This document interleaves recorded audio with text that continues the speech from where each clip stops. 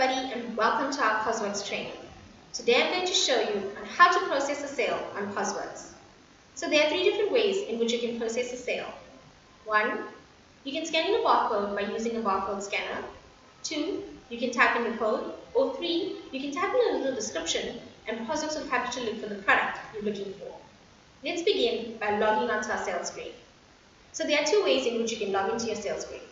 You can double click on your username. I have myself set up as a test user, so you can type in your password or you can log in by using a fingerprint reader. I'm going to use my fingerprint reader and place my finger there and it takes me straight to the sales screen. Let's begin by scanning in a few barcodes using our barcode scanner.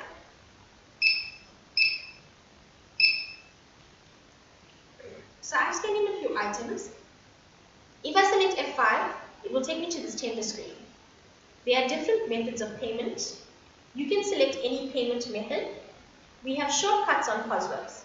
F1 if it's a cash payment, F2 if it's a credit card payment, F3 if it's an EFT, or F4 if it's a loyalty works.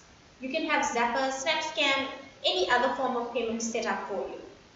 If I select F1, I can even type in an amount in the box. So I'm going to type in 1,400 Rand. If I select F5, it will complete my sale. Let's ring another sale by typing in the code. So I found the product that I'm looking for, and I'm looking for a size 4.5.